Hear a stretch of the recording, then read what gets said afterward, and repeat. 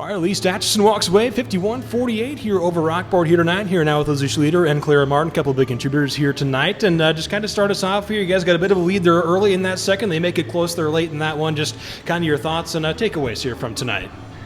We knew going into this that it was going to be a tight game. And we're really always super excited to play, so we knew that we needed to play at our tempo today, and I think that we worked really well together, especially towards the end to figure out what that was. These games are always intense. We're arch rivals, you know, our schools are 7 miles apart, but we're also really close to these girls, so we always just know, we know what they do. We try to learn about them, and then we just take it when we have to. There, Lizzie, defensively in that second half, you guys stepped up big there in that third quarter, gave up just 2 points. What did you guys feel was kind of the difference there on that side of the ball for you guys in the second half? I mean, again, the tempo, if we had to keep control of the game. When they started, especially when they fast break, we can't control the game. So, I mean, just keeping control of that situation is probably what kept us in the game. Sure, and Claire, you led the way tonight, 18 points for you offensively. Just kind of speak to your performance and what was working for you there tonight. Like she said, our game plan was to keep it slow and controlled. They're a fast team. They're all athletic, really fast girls. So that was our goal, was to just slow it down, make it our pace, and that's what we had to do. I was always just reminding myself to just shoot and just keep taking it to the hoop. That's how you do what you do. And Lizzie, you wind up in double figures as well tonight there after that second half there. What did you feel was kind of the difference for you offensively? What were you seeing there down low? They did really good locking us down, so we've talked a lot about moving the ball around because when people are in the post, it's hard to get open. So when the people down low got a look at me, they gave it to me, and we tried to work on kicking it out and just taking it up, see what could happen. You mentioned obviously working well there together in that second half. Grace Oswald had some big free throws. Jersey Papa has a couple of buckets. Also Nordhausen had a couple of shots there. Just kind of talk about really kind of the cohesion you guys felt like you had here tonight. Yeah, so our coach, my dad, always tells us, look at the backside. It tends to be open. If you take it in, the backside's open. And we struggled with that the past few weeks, so we just really took that to heart this game because we knew this game was really important to us. It's one we've looked forward to the entire year, just knowing these people really well. So, yeah, that's what we had to do. So this one gets you guys over 500 on the year also. A little bit of a win streak going now, 4 games. How big is this momentum-wise for you guys here late in this year? Well, we started off, with some injuries, and we haven't had our best record, but we finally got to 500, and then now we're finally above it, and that's been our goal this entire year, was to get above that. Mm-hmm. Congrats on the win tonight. Thank you. All right, once again, a 51-48 win here for East Atchison over Rockport. Here now here with head coach Casey Martin. Coach, obviously a fun one there tonight, back and forth there for most of that. Just kind of give us your thoughts and takeaways here from this one. Hey, the atmosphere here and the TAC here in Tarkio was fantastic tonight. Packed gym.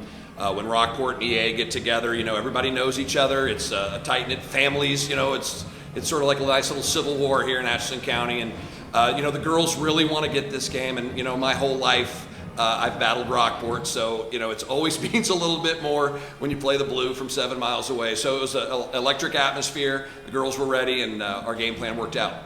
So you guys put up over 50 points here tonight. What did you guys feel was kind of working for you guys offensively tonight? With the athleticism of Rockport, and I've been scouting them, the entire year, they just get up and down the floor. We had to slow it down. We had to get it into a half-court game where our post, Lizzie Schlueter, was able to control the post. And my daughter Claire and Grace Oswald were able to get dribble penetration, kick out, look for the three. It was just patience tonight. I think that was the game plan and just picking your spots, not forcing any shots. So I think we did that. We lost a little composure in the fourth. They made a run, but I was really proud of the girls for hanging on like that. Certainly, you mentioned Claire tonight, 18 points where she leads the way offensively. Kind of speak to her performance tonight. It was just, one of the last games here at home. She's a senior. She's just excited to finish it out. And playing Rockport always brings it up a notch. Certainly, and Lizzie Schlueter mentioned also she got better as the game progressed there. Just kind of speak to her performance down low tonight. Lizzie, it depends. A lot of times she's forced with double teams, and they sandwich her, and so she has to work really hard to get open. Sometimes she gets tired. They got a little bit of foul trouble, and we were able to find her in the second half, and so she was able to make some moves that really kind of pushed us to that 11-point mark so that we could hold on into the fourth. So their foul trouble really led to Lizzie getting those points in the post. So kind of how big was that third quarter for you guys, able to jump out to a bit of a cushion there, just to have a little bit of that lead there going to that final? The last couple of games we played really well in the first half, and we've let down in the third quarter just a tad. We really answered the bell. I think we outscored them by about 10 points in the third quarter, I think.